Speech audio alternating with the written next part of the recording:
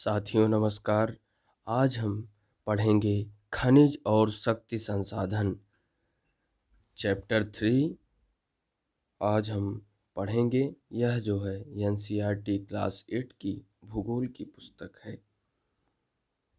आइए देखें। कीरी सुकांत से मिलने धनबाद के निकट उसके पैतृक स्थान पर जा रही थी। कीरी विशाल काले क्षेत्र को देखकर आश्चर्यचकित थी। सुकांत, यह स्थान इतना काला और धूल भरा क्यों है? उसने पूछा। यह कोयला खदान के निकट होने के कारण है। क्या आप वहां ट्रकों को देख रही हो? ये सभी खनिज कोयले को ले जा रहे हैं, सुकांत ने उत्तर दिया। चित्र में आप देख रहे हैं कि कोयले की खदान में ट्रक का भारण। खनिज क्या है? कीरी पूछती है। सुकांत कहता है, क्या आपने कभी नानबाई को बिस्कुट बनाते हुए देखा है? उसमें आटा, दूध, चीनी और कभी-कभी अंडे को भी मिलाया जाता है। जब आप पके हुए बिस्कुट खाते हैं तो क्या आप उनके अवयवों को पृथक रूप में देख सकते हैं? जिस प्रकार बिस्कुट में मिली हुई कई वस्तुओं को आप नहीं देख सकती हैं, उसी प्रकार इस पृथ्वी पर चट्टानों में कई पदार्थ मिले होते हैं जो खनिज कहलाते हैं। ये खनिज पृथ्वी की चट्टान परपटी पर सभी जगह फैले हुए हैं। प्राकृतिक रूप से प्राप्त होने वाला पदार्थ जिसका निश्चित रासायनिक संगठन हो वह एक खनिज है। प्राकृतिक रूप से प्राप्त होने वाला पदार्थ जिसका निश्चित रासायनिक संगठन हो वह एक खनिज है। खनिज सभी स्थानों पर समान रूप से वितरित नहीं हैं। वे किसी विशेष क्षेत्र में या शैल समूहों में संकेंद्रित हैं। कुछ खनिज ऐसे क्षेत्रों में पाए जाते हैं जो आसानी से अभिगम्य नहीं हैं, जैसे आर्कटिक महासागर संस्तर और अंटार्कटिका। खनिज विभिन्न प्रकार के भूवैज्ञानिक परिवेश में अलग अलग दशाओं में निर्मित होते हैं। वे बिना किसी मानवीय हस्तक्षेप के प्राकृतिक प्रक्रियाओं द्वारा निर्मित होते हैं। वे अपने भौतिक गुणों जैसे रंग, घनत्व, कठोरता और रासायनिक गुणों यथा विलेयता के आधार पर पहचाने जा सकते हैं। क्या आप जानते हैं, आपके भोजन में नमक और आपकी पेंसिल में ग्रेफाइट भी खनिज है। यानी आपके भोजन में नमक और आपकी पेंसिल में ग्रेफाइट, यह भी खनिज के उदाहरण हैं। खनिजों के प्रकार। पृथ्वी पर 3000 से अधिक विभिन्न खनिज हैं। संरचना के आधार पर खनिजों को मुख्यतः धात्विक और अधात्विक खनिजों में वर्गीकृत किया गया है। खनिज धात्विक, अधात्विक। धात्विक में लौह और अलौह, ये है खनिजों का वर्गीकरण। अब हम देखेंगे धात्विक खनिज। धात्विक खनिजों में धातु कच्चे रूप में होती है। धातुएं कठोर पदार्थ जो ऊष्मा और विद्युत को सुचालित करती है और जिनमें द्युति या चमक की विशेषता होती है। लौह अयस्क, बॉक्साइट, मैंगनीज अयस्क इनके कुछ उदाहरण हैं। धात्विक खनिज लौह अथवा अलौह हो सकते हैं। लौह खनिजों जैसे लौह अयस्क, मैंगनीज और क्रोमाइट में लोहा होता है। अलौह खनिज में लोहा नहीं होता है, किंतु कुछ अन्य धातु यथा सोना, चांदी, तांबा या सीसा हो सकती है। अधात्विक खनिजों में धातुएं नहीं होती हैं। चूना, पत्थर, अभ्रक और जिप्सम इन खनिजों के उदाहरण हैं। खनिज ईंधन जैसे कोयला और पेट्रोलियम भी अधात्विक खनिज हैं। अधात्विक खनिज में कौन कौन से हैं? कोयला और पेट्रोलियम, यह सभी अधात्विक खनिज हैं। खनिजों को खनन, प्रवेधन या अखनन द्वारा निष्कर्षित किया जा सकता है। क्या आप जानते हैं, ऊपर हम देख लें, क्या आप जानते हैं शैल खनिज अवयवों के अनिश्चित संगठन वाले एक या एक से अधिक खनिजों का एक समूहन है। शैल जिनसे खनिजों का खनन किया जाता है अयस्क कहे जाते हैं। यद्यपि 2800 से अधिक खनिजों की पहचान की गई है, जिनमें से केवल लगभग 100 अयस्क खनिज समझे जाते हैं। अब हम देखेंगे खनिजों का निष्कर्षण, खनन, प्रवेधन, आखनन।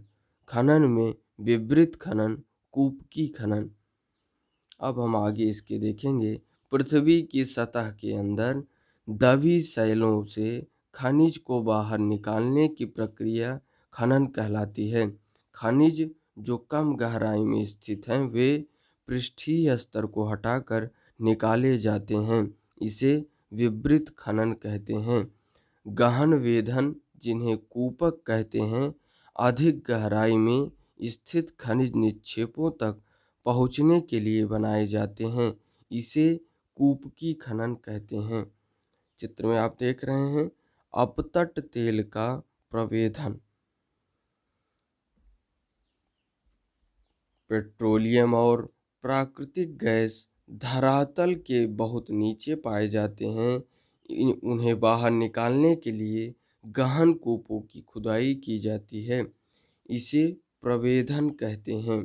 चित्र 3.4 में आपने देखा है ये कि किस तरीके से अपतट तेल का प्रवेधन हो रहा है।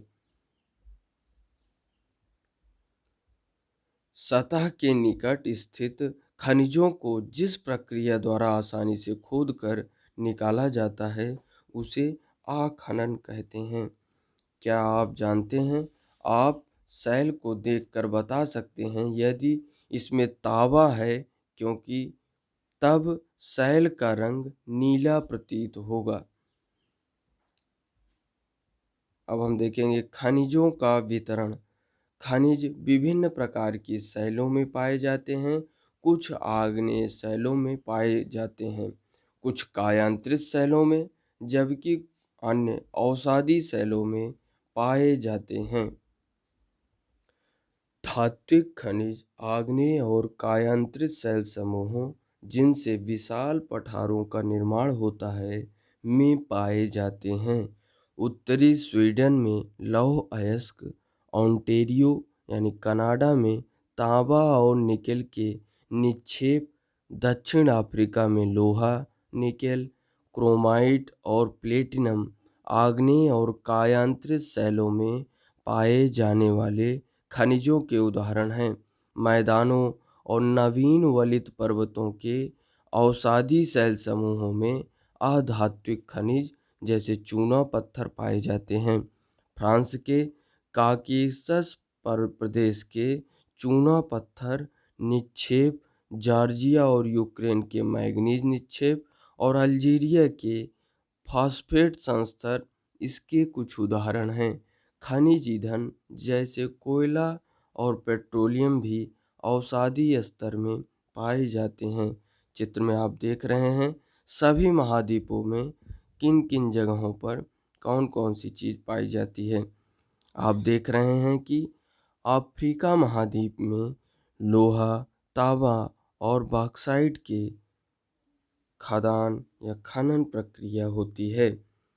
इसी तरीके से दक्षिण अमेरिका, उत्तरी अमेरिका महाद्वीप, एशिया महाद्वीप और यूरोप महाद्वीप तथा ऑस्ट्रेलिया महाद्वीप में विभिन्न प्रकार के लोहा, तांबा और बॉक्साइट की खदानें और खनन प्रक्रिया वहाँ पाई जाती हैं। अब हम एक एक करके महाद्वीपों को देखेंगे। एशिया, चीन और भारत के पास विशाल लौह अयस्क निक्षेप हैं। यह महाद्वीप विश्व का आधे से अधिक टिन उत्पादन करता है। चीन, मलेशिया और इंडोनेशिया विश्व के अग्रणी टिन उत्पादकों में हैं। चीन सीसा, एंटीमनी और टंगस्टन के उत्पादन में भी अग्रणी है। एशिया में मैंगनीज, बॉक्साइट, निकेल, जस्ता और तांबा के भी निक्षेप हैं। अब हम देखेंगे यूरोप महाद्वीप के अंतर्गत। यूरोप विश्व में लौह अयस्क का अग्रणी उत्पादक है। रूस, यूक्रेन, स्वीडन और फ्रांस लौह अयस्क के विशाल निक्षेप वाले देश हैं। तांबा, सीसा, जस्ता, मैंगनीज और निकेल खनिजों के निक्षेप पूर्वी यूरोप और यूरोपीय रूस में पाए जाते हैं। अब हम देखेंगे उत्तर अमेरिका। उत्तर अमेरिका में खनिज निक्षेप 3 क्षेत्रों में अवस्थित हैं। ग्रेट लेक के उत्तर में कनाडियन शील्ड प्रदेश, अपलेशियन प्रदेश और पश्चिम की पर्वत श्रृंखलाएं लौह अयस्क निकेल, सोना, यूरेनियम और तांबा का खनन कनाडियन शील्ड प्रदेश में और कोयले का अपलेशियन प्रदेश में होता है। आप चित्र में देख रहे हैं कि विश्व खनिज तेल और कोयले का वितरण। अब हम देख लें, क्या आप जानते हैं स्विट्जरलैंड में कोई ज्ञात खनिज निक्षेप नहीं है। आओ कुछ करके सीखें। विश्व के रूपरेखा मानचित्र में कनाडियन शील्ड, अपलेशियन पर्वत, ग्रेट लेक और पश्चिमी कॉर्डिलेरा पर्वत श्रृंखला को मानचित्रावली की सहायता से चिन्हित कीजिए।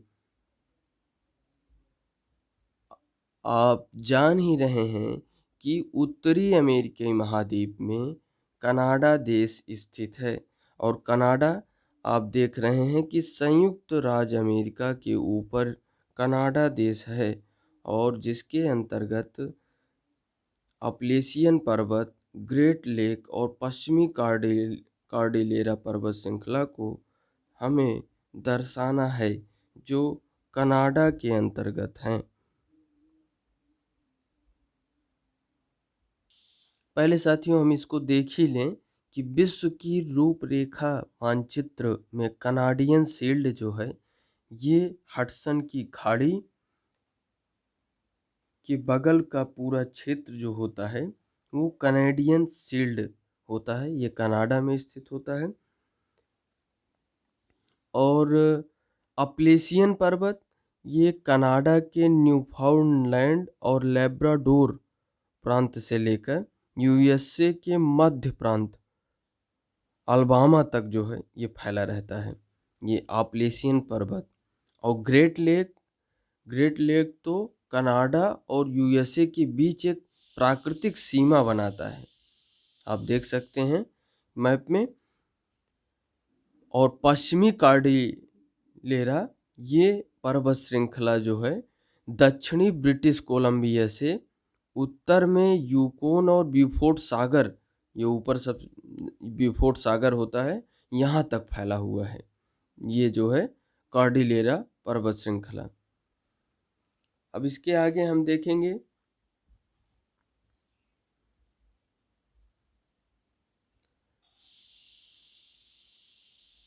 शील्ड प्रदेशों में कोयले का अपलेशियन प्रदेश में होता है। पश्चिमी कॉर्डिलेरा में, फिर से हम ये पैरा देख लें, लौह अयस्क, निकेल, सोना, यूरेनियम और तांबे का खनन कनाडियन शील्ड प्रदेश में और कोयले का अपलेशियन प्रदेश में होता है। पश्चिमी कॉर्डिलेरा में तांबा, सीसा, जस्ता, सोना और चांदी के विशाल निक्षेप हैं। अब हम दक्षिण अमेरिका देखें। ब्राज़ील विश्व में उच्च कोटि के लौह अयस्क का सबसे बड़ा उत्पादक है। चिली और पेरू तांबे के अग्रणी उत्पादक हैं। ब्राज़ील और बोलीविया विश्व में टिन के सबसे बड़े उत्पादकों में से हैं। दक्षिण अमेरिका के पास सोना, चांदी, जस्ता, क्रोमियम, मैंगनीज, बॉक्साइट, अभ्रक, प्लैटिनम, एस्बेस्टस और हीरा के विशाल निक्षेप भी हैं। खनिज तेल वेनेजुएला, अर्जेंटीना, चिली, पेरू और कोलंबिया में पाया जाता है। क्या आप जानते हैं हरा हीरा एक दुर्लभतम हीरा है। विश्व की प्राचीनतम शैलें पश्चिमी ऑस्ट्रेलिया में हैं। वे 430 करोड़ वर्ष पूर्व बने। पृथ्वी के निर्माण के मात्र 30 करोड़ वर्ष पश्चात, यानी जो हमारा हरा हीरा है एक दुर्लभतम हीरा है।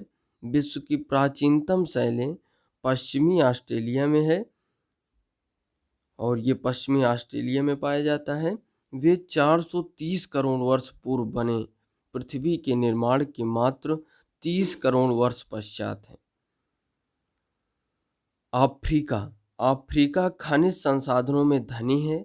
यह हीरा, सोना और प्लेटिनम का विश्व में सबसे बड़ा उत्पादक है। दक्षिण अफ्रीका, जिम्बाब्वे और जायरे विश्व के सोने का एक बड़ा भाग उत्पादित करते हैं। तांबा और लोहा, लौह अयस्क, क्रोमियम, यूरेनियम, कोबाल्ट और बॉक्साइट दक्षिण अफ्रीका में पाए जाने वाले अन्य खनिज हैं। तेल नाइजीरिया, लीबिया और अंगोला में पाया जाता है।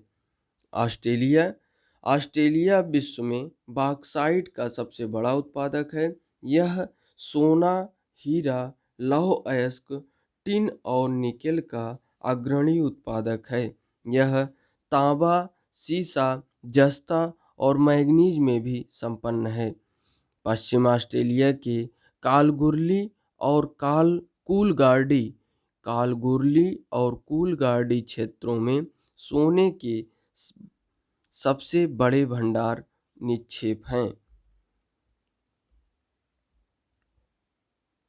अंटार्कटिका। विभिन्न खनिज निक्षेपों पूर्वानुमान से कुछ संभवतः विशाल के लिए अंटार्कटिका का भूविज्ञान पर्याप्त रूप से सुप्रसिद्ध है। ट्रांस अंटार्कटिका पर्वत में कोयले और पूर्वी अंटार्कटिका के प्रिंस चार्ल्स पर्वत के निकट लोहे की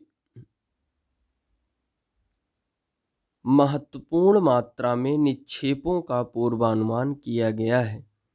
लौह अयस्क, सोना, चांदी और तेल में भी वाणिज्यिक मात्रा में उपलब्ध है। भारत में वितरण।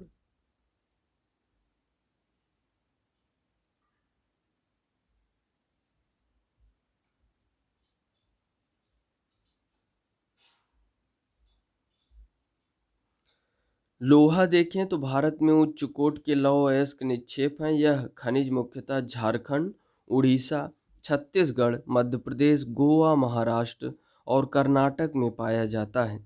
बॉक्साइट देखें तो इसके मुख्य उत्पादक क्षेत्र झारखंड, उड़ीसा, छत्तीसगढ़, मध्य प्रदेश, गुजरात, महाराष्ट्र और तमिलनाडु हैं। अभ्रक देख लें। अभ्रक निक्षेप मुख्यतः झारखंड, बिहार, आंध्र प्रदेश और राजस्थान में पाया जाता है। भारत विश्व में अभ्रक का सबसे बड़ा उत्पादक और निर्यातक है। तांबा। यह मुख्यतः राजस्थान, मध्य प्रदेश, झारखंड, कर्नाटक और आंध्र प्रदेश में उत्पादित होता है। मैंगनीज देखें। भारत के मैंगनीज निक्षेप महाराष्ट्र, मध्य प्रदेश, छत्तीसगढ़, उड़ीसा, कर्नाटक और आंध्र प्रदेश में स्थित हैं। सोना देखें। भारत में कर्नाटक में कोलार में सोने का निक्षेप है। ये खाने विश्व की गहरी खानों में से एक हैं, जो इस अयस्क के खनन को बहुत खर्चीली प्रक्रिया बनाती हैं। चूना पत्थर।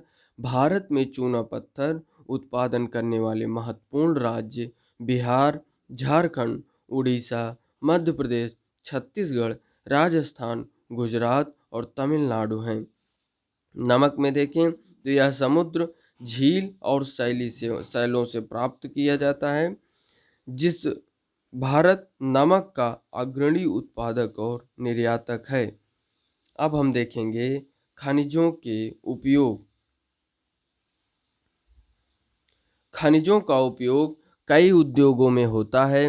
रत्नों के लिए प्रयोग किए जाने वाले खनिज प्रायः कठोर होते हैं। इन्हें आभूषण बनाने के लिए विभिन्न शैलियों में जड़ा जाता है।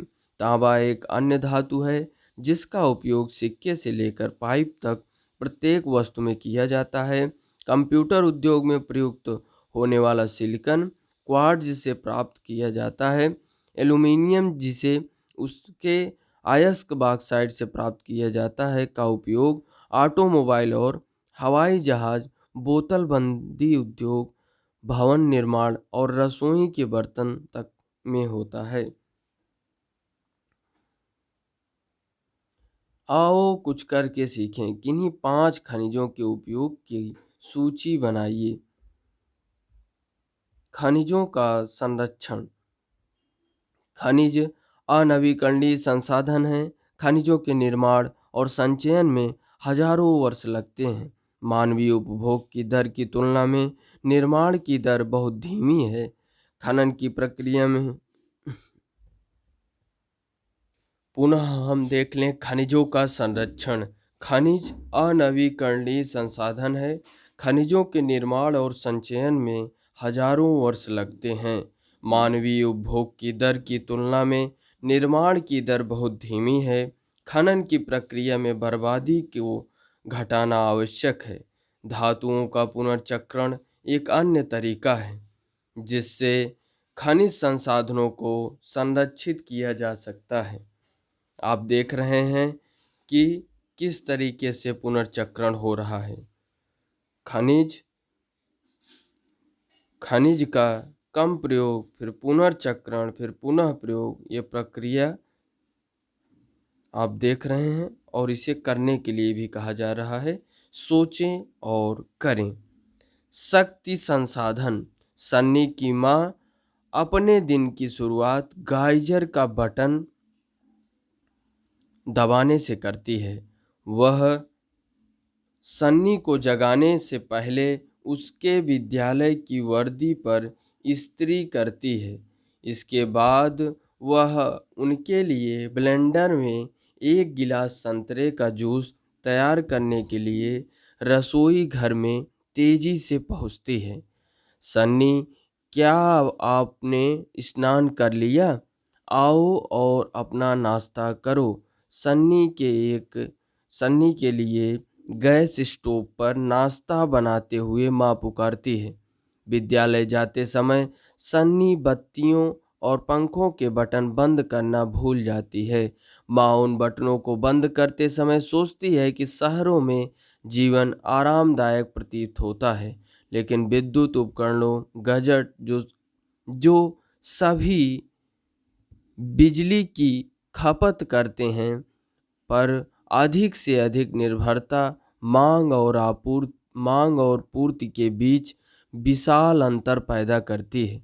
विज्ञान एवं प्रौद्योगिकी के नए प्रचालन से जीवन शैलियों में बहुत तेजी से परिवर्तन आ रहे हैं।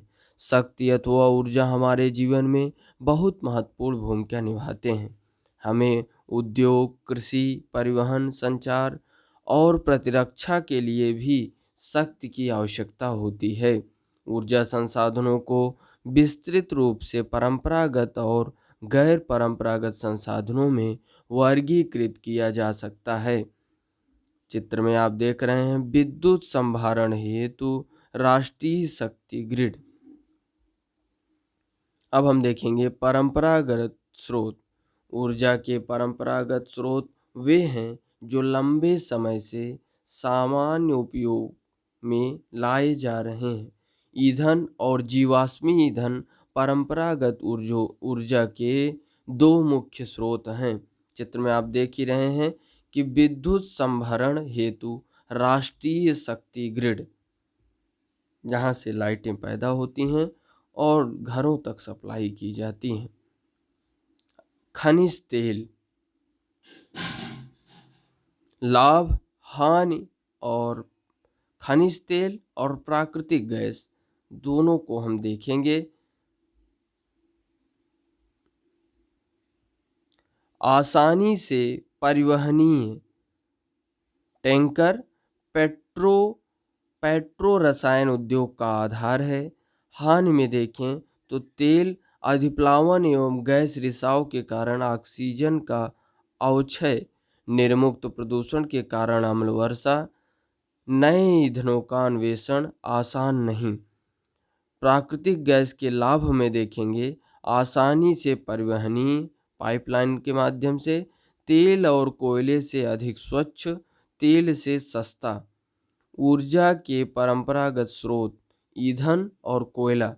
ईंधन में देखेंगे लाभ में सुप्राप्य सुप्राप्य बहुसंख्यक लोगों को ऊर्जा प्रदान करता है।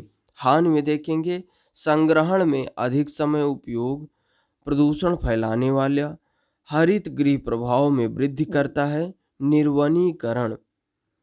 अब हम कोयला का देखेंगे लाभ, विस्तृत रूप से उपलब्ध, विद्युत रूपांतरण के लिए उपयुक्त। हानि में देखेंगे प्रदूषण का स्रोत, परिवहन के लिए भारी।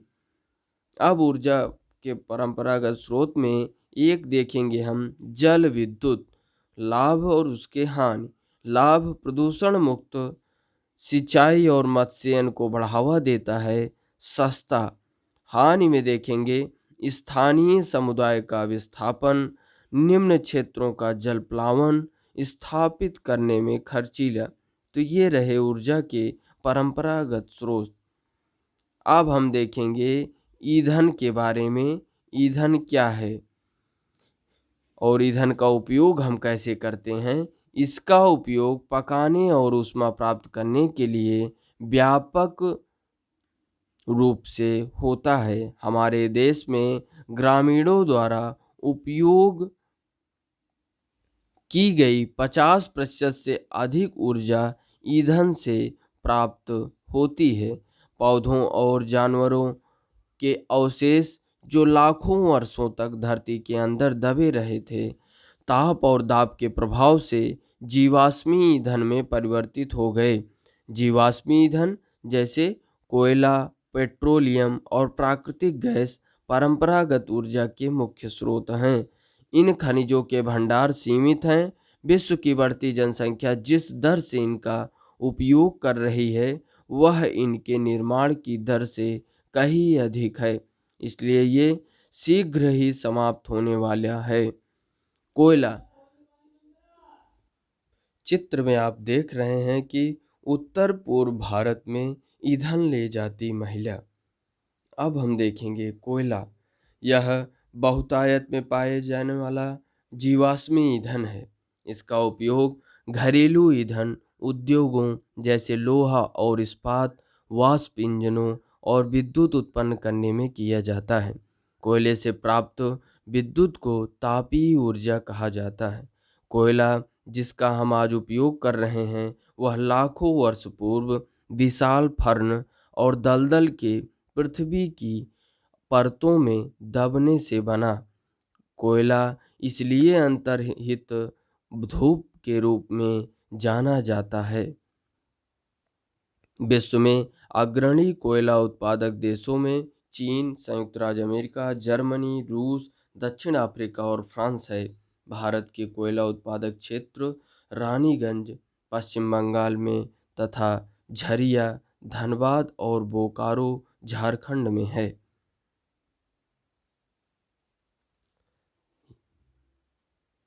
पेट्रोलियम चित्र में आप देख रहे हैं तापीय ऊर्जा संयंत्र का दृश्य।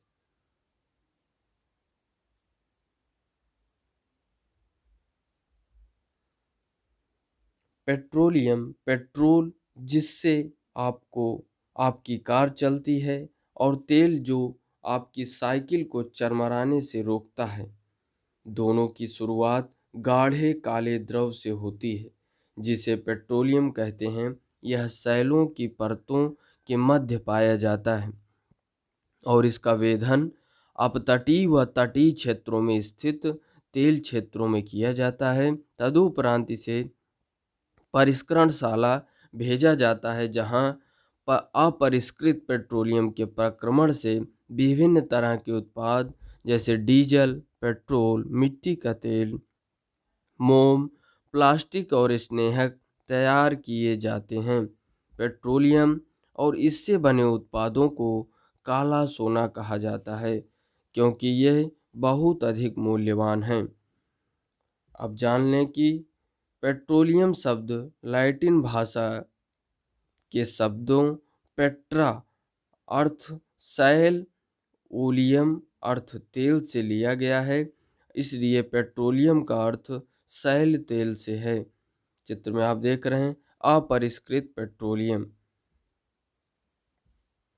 पेट्रोलियम के मुख्य उत्पादक देश ईरान, इराक, सऊदी अरब और कतर है।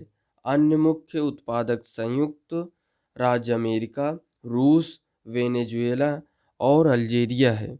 भारत में मुख्य उत्पादक क्षेत्र असम में डिगबोई, मुंबई में बॉम्बे हाई तथा कृष्णा और गोदावरी नदियों के डेल्टा हैं। क्या आप जानते हैं संपीड़ित प्राकृतिक गैस सीएनजी एक प्रचलित पर्यावरण हितैषी ऑटोमोबाइल ईंधन है, क्योंकि यह पेट्रोलियम और डीजल की तुलना में कम प्रदूषण करती है। अब हम देखेंगे प्राकृतिक गैस। प्राकृतिक गैस पेट्रोलियम निक्षेपों के साथ पाई जाती है और तब तब निर्मुक्त होती है जब अपरिष्कृत तेल को धरातल पर लाया जाता है। इसका प्रयोग घरेलू और वाणिज्यिक ईंधनों के रूप में किया जा सकता है। रूस, नॉर्वे, यूके और नीदरलैंड प्राकृतिक गैस के प्रमुख उत्पादक हैं। भारत में जैसलमेर, कृष्णा गोदावरी डेल्टा, त्रिपुरा और मुंबई के कुछ अपतटीय क्षेत्रों में प्राकृतिक गैस संसाधन है। विश्व के बहुत कम देशों के पास प्राकृतिक गैस के अपने पर्याप्त भंडार हैं। हमारे देश हमारे द्वारा जीवाश्मी ईंधनों के उपभोग की तीव्र वृद्धि ने चिंताजनक दर से इन्हें समाप्ति तक पहुंचा दिया। इन ईंधनों के जलने से निकलने वाले विषैले प्रदूषक भी चिंता का विषय हैं। जीवाश्मी ईंधन का अनियंत्रित जलना अनियंत्रित टोटी के टपकने के समान है, जो अंततः सूख जाती है। इसने हमारा ध्यान ऊर्जा के विभिन्न गैर परंपरागत स्रोतों के दोहन की ओर बढ़ाया है, जो जीवाश्मी ईंधनों के स्वच्छतर विकल्प हैं। चित्र में क्या आप जानते हैं कि संपीड़ित प्राकृतिक गैस सीएनजी एक प्रचलित पर्यावरण हितैषी ऑटोमोबाइल ईंधन है, क्योंकि यह पेट्रोलियम और डीजल की तुलना में कम प्रदूषण करती है। अब हम देखेंगे जल विद्युत। बांधों में वर्षा जल अथवा नई नदी जल ऊंचाई से गिराने के लिए संग्रहित किया जाता है। बांधों में वर्षा जल अथवा नदी जल ऊंचाई से गिराने के लिए संग्रहित किया जाता है। बांध के अंदर से पाइप के द्वारा बहता जल बांध के नीचे स्थित टरबाइन के ऊपर गिरता है।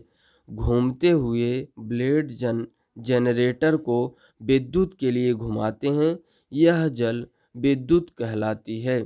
चित्र में आप देख रहे हैं कि जल भंडार हो रहा है और जल भंडार जैसे ही नीचे गिर रहा है, टरबाइन की पंखुड़ियाँ चल रही हैं और जनरेटर के माध्यम से विद्युत प्राप्त हो रहा है। क्या आप जानते हैं विश्व का पहला जल विद्युत उत्पन्न करने वाला देश नॉर्वे था। चित्र में आप देख रहे हैं सलल जल विद्युत परियोजना जम्मू और कश्मीर। विद्युत उत्पन्न करने के बाद जो जल बहता है उसका उपयोग कृषि कार्यों में किया जाता है। विश्व की ऊर्जा का एक चौथाई हिस्सा जल विद्युत से उत्पन्न होता है। विश्व में जल विद्युत के अग्रणी उत्पादक देश पराग्वे, नॉर्वे, ब्राज़ील और चीन हैं। भारत में कुछ महत्वपूर्ण जल विद्युत केंद्र भाखड़ा नांगल, गांधी सागर, नागार्जुन सागर और दामोदर नदी घाटी परियोजनाएं हैं। ऊर्जा के गैर परंपरागत स्रोत। जीवाश्मी ईंधनों के बढ़ते उपयोग से ऊर्जा के गैर परंपरागत स्रोत का अभाव उत्पन्न हो रहा है। ऐसा अनुमान किया जाता है कि यदि वर्तमान दर से इनका उपभोग लगातार होता रहा तो इन ईंधनों के भंडार समाप्त हो जाएंगे। इसके अतिरिक्त इनका उपयोग पर्यावरणीय प्रदूषण भी पैदा करता है। इसलिए गैर परंपरागत स्रोत जैसे सौर ऊर्जा, पवन ऊर्जा, ज्वारीय ऊर्जा, जो कि नवीकरणीय है, के उपयोग की आवश्यकता है।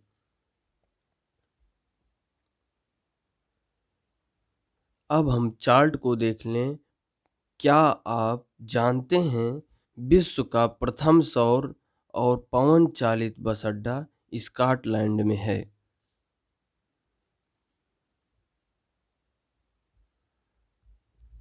पवन ऊर्जा। पवन ऊर्जा के लाभ, चार्ट को देख लें हम। पवन ऊर्जा के लाभ ये है ऊर्जा के गैर परंपरागत स्रोत, जिसके अंतर्गत पवन ऊर्जा, सौर ऊर्जा, ज्वारीय ऊर्जा, परमाणु ऊर्जा, बायोगैस, भूतापीय ऊर्जा। सबसे पहले हम देखेंगे पवन ऊर्जा।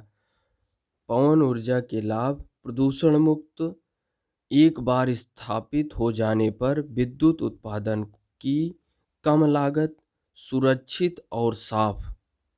हानि में देखें तो ध्वनि प्रदूषण, पवन चक्कियों को स्थापित करना महंगा, रेडियो व दूरदर्शन के प्रसारण संकेतों में व्यवधान, पक्षियों के लिए हानिकारक। अब हम सौर ऊर्जा की बात करें तो उसके लाभ में देखें असमाप्य, प्रदूषण मुक्त। हानि में देखें खर्चीला, स्रोत के विसरित होने से ऊर्जा बर्बादी। अब हम देखें ज्वारीय ऊर्जा। ज्वारीय ऊर्जा के लाभ में प्रदूषण मुक्त, असमाप्य। असमाप्य। अब हानि में देखें ज्वारीय ऊर्जा के वन्य जीव आवास का नष्ट होना, दोहन में कठिन। परमाणु ऊर्जा में देखें लाभ में बड़ी मात्रा में ऊर्जा उत्पादन। हानि में देखें तो रेडियो एक्टिव व्यर्थ को उत्पन्न करना, खर्चीला। बायोगैस में देखें उसके अंतर्गत लाभ में कम लागत, उपयोग में आसान, जैव व्यर्थ का उपयोग और बायोगैस का उत्पादन। हानि में देखें हरित गृह प्रभाव का कारण। भूतापीय ऊर्जा के अंतर्गत हम देखें लाभ और उसके हानि। लाभ में स्वच्छ पर्यावरण, हितैषी व हर समय उपलब्ध। हानि में देखें शहर से बहुत दूर अवस्थित होने के कारण विद्युत वाहन खर्चीला। तो ये रहे हमारे ऊर्जा के गैर परंपरागत स्रोत। अब हम देखते हैं सौर ऊर्जा का विवरण। सूर्य की ऊष्मा और प्रकाश ऊर्जा हमारे द्वारा प्रतिदिन अनुभव की जा सकती है। सूर्य से प्राप्त सौर ऊर्जा सौर सेलों में विद्युत उत्पन्न करने के लिए प्रयोग की जा सकती है। इनमें से कई सेलों को सौर पैनलों से तापन व प्रकाश के लिए शक्ति उत्पन्न करने के लिए जोड़ा जाता है। धूप की प्रचुरता वाले उष्णकटिबंधीय देशों के लिए सौर ऊर्जा के उपयोग की प्रौद्योगिकी बहुत लाभदायक है। सौर ऊर्जा का उपयोग सौर ऊर्जा का उपयोग सौर ऊर्जा उपयोग का सौर तापक, सौर कुकर, सोलर ड्रायर के साथ साथ समुदाय को रोशनी देने और यातायात संकेतों में भी होता है। आप देख सकते हैं चित्र में सौर ऊर्जा प्राप्त करने के लिए सौर पैनल। क्रियाकलाप में हम देखें तो सौर कुकर, कार की एक पुरानी ट्यूब लें और उसमें हवा भरकर लकड़ी का एक चबूतरे पर रखें। एल्यूमीनियम के नालीदार बर्तन को बाहर से काला कर दें और इसमें 1 कप चावल के साथ 2 कप जल मिलाएं। इसको एक ढक्कन से बंद करें और उसे ट्यूब के भीतरी हिस्से में रखें। अब शीशे के एक फ्रेम को ट्यूब के ऊपर रखें और इसे धूप में खड़ा कर दें।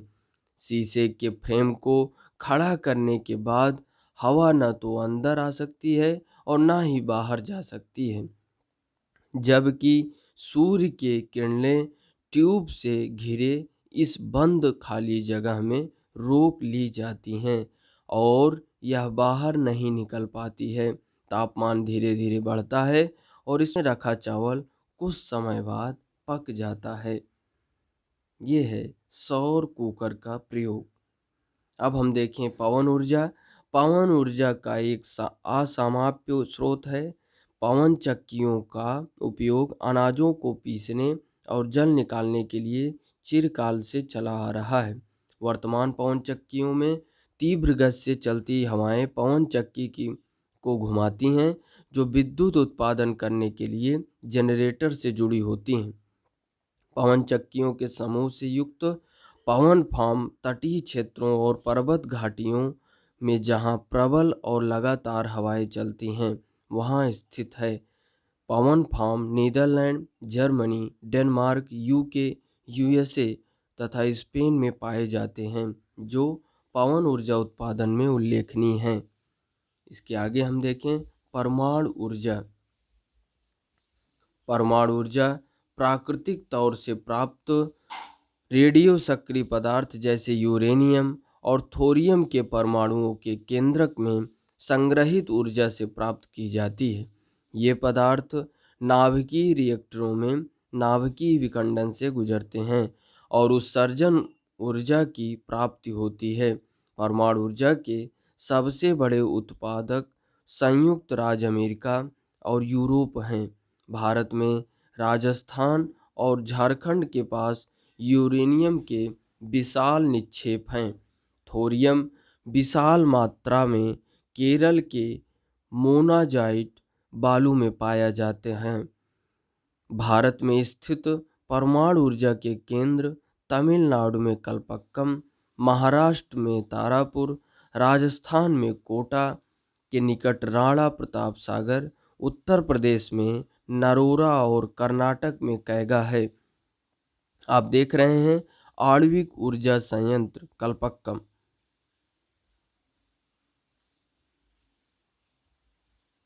भूतापीय ऊर्जा।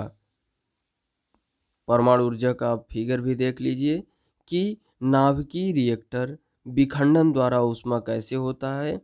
उसके बाद गर्म जल निकलकर ये भाप टरबाइन के तरफ जाता है और जनरेटर चलता है और उससे जो है विद्युत उत्पन्न होता है। जनरेटर क्या करता है? यांत्रिक ऊर्जा को विद्युत ऊर्जा में कर देता है। तो आप फिगर को देख रहे हैं परमाणु ऊर्जा। इसके बाद हम देखेंगे भूतापीय ऊर्जा। ताप ऊर्जा जो पृथ्वी से प्राप्त की जाती है भूतापीय ऊर्जा कहलाती है। पृथ्वी के अंदर गहराई बढ़ने के साथ तापमान में लगातार वृद्धि होती जाती है। कभी कभी यह तापमान ऊर्जा भू सतह पर गर्म जल के झरनों के रूप में प्रकट हो सकती है। यह ताप ऊर्जा शक्ति उत्पादन करने में प्रयुक्त की जा सकती है। वर्षों से गर्म जल के स्रोतों के रूप में भूतापीय ऊर्जा बनाने, ऊष्मा प्राप्त करने और नहाने के लिए प्रयोग में लाई जाती है। चित्र में आप देख रहे हैं भूतापीय ऊर्जा का अगर हम फिगर देख लें, ये रहा भूतापीय ऊर्जा। प्राकृतिक दरारों से भाप, फिर कुएं से निकल रहा है जल, टरबाइन की तरफ जा रहा है, फिर जनरेटर से हम उसको विद्युत में तब्दील कर देते हैं। चित्र 3.18 का में देखें मणिपुर में भूतापीय ऊर्जा। खा में देखें भूतापीय ऊर्जा की सहायता से भोजन पकाना किस तरीके से हो रहा है।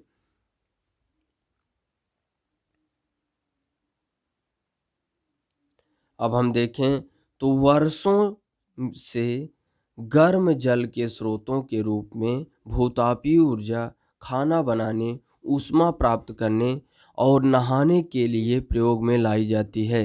यूएसए विश्व की सबसे बड़ी भूतापीय ऊर्जा का संयंत्र है वहाँ पर।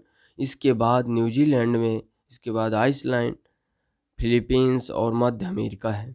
भारत में भूतापीय ऊर्जा के संयंत्र हिमाचल प्रदेश में मणिकर्ण और लद्दाख में पूगा घाटी में स्थित है। क्या आप जानते हैं कि इसके बाद हम देखेंगे ज्वारीय ऊर्जा। ज्वार से उत्पन्न ऊर्जा को ज्वारीय ऊर्जा कहते हैं। इस ऊर्जा का विदोहन समुद्र के सकरे मुहाने में बांध के निर्माण से किया जाता है। उच्च ज्वार के समय ज्वारों की ऊर्जा का उपयोग बांध में स्थापित टरबाइन को घुमाने के लिए किया जाता है। रूस, फ्रांस और भारत में कच्छ की खाड़ी में विशाल ज्वारीय मिल के क्षेत्र हैं।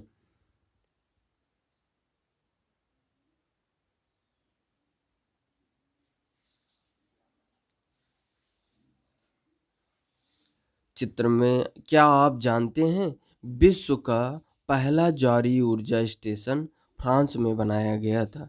चित्र में आप देख रहे हैं कि निम्न ज्वारभाटा का उपयोग विद्युत उत्पन्न करने में होता है। देख रहे हैं आप, उच्च ज्वार जनरेटर टरबाइन लगी हुई है। टरबाइन से जनरेटर में विद्युत उत्पन्न करने के लिए निम्न ज्वारभाटा चित्र में आप देख रहे हैं। निम्न ज्वारभाटा का उपयोग विद्युत उत्पन्न करने में होता है। अब हम देखेंगे बायोगैस। जैविक अपशिष्ट जैसे मृत पौधे और जंतुओं के अवशेष, पशुओं का गोबर, रसोई के अपशिष्ट को गैसीय ईंधन में बदला जा सकता है। इसे बायोगैस कहते हैं। जैविक अपशिष्ट बैक्टीरिया द्वारा बायोगैस संयंत्र में अपघटित होते हैं, जो कि अनिवार्य रूप में मीथेन और कार्बन डाइऑक्साइड का मिश्रण है। बायोगैस खाना पकाने तथा विद्युत उत्पादन का सर्वोत्तम ईंधन है और इससे प्रति वर्ष बड़ी मात्रा में जैव खाद का उत्पादन होता है। ऊर्जा सर्वव्यापी है, लेकिन इस ऊर्जा का विदोहन बहुत ही कठिन और खर्चीला है। हम में से प्रत्येक व्यक्ति ऊर्जा को नष्ट न करके एक भिन्नता ला सकता है। ऊर्जा की बचत ही ऊर्जा का उत्पादन है। अभी कार्य करें एवं ऊर्जा के भविष्य को सुनहरा बनाएं। चित्र में आप देख रहे हैं बायोगैस, करदम, गैस टैंक, मृदा, खाद निकास और उर्वरक। किस तरीके से बायोगैस से जो अपशिष्ट पदार्थ हैं, मृत पौधे और जंतुओं के अवशेष, पशुओं का गोबर, रसोई की अपशिष्ट को गैसीय ईंधन में बदला जा सकता है और इसे ही हम बायोगैस कहते हैं। तो यह रहा हमारा चैप्टर, जिसमें हमने देखा बायोगैस, ज्वारीय ऊर्जा कैसे प्राप्त करें, भूतापीय ऊर्जा कैसे प्राप्त करें, परमाणु ऊर्जा कैसे प्राप्त करें, पवन ऊर्जा कैसे प्राप्त करें, सौर ऊर्जा कैसे प्राप्त करें। ये सभी ऊर्जा के गैर परंपरागत स्रोत हैं। ऊर्जा के गैर परंपरागत स्रोत में पवन ऊर्जा, सौर ऊर्जा, ज्वारीय ऊर्जा, परमाणु ऊर्जा, बायोगैस, भूतापीय ऊर्जा। और परंपरागत स्रोत में हमने क्या देखा था? खनिज तेल, प्राकृतिक गैस, ये सब हमने परंपरागत, उसमें ईंधन, कोयला, जल विद्युत, ये सब हमने देखा था कि परंपरागत स्रोत के अंतर्गत हैं। पेट्रोलियम, कोयला, ईंधन, ये सब जो है हमारे परंपरागत स्रोत में हैं। प्राकृतिक गैस, जल विद्युत, ये सभी हमारे परंपरागत स्रोत में हैं।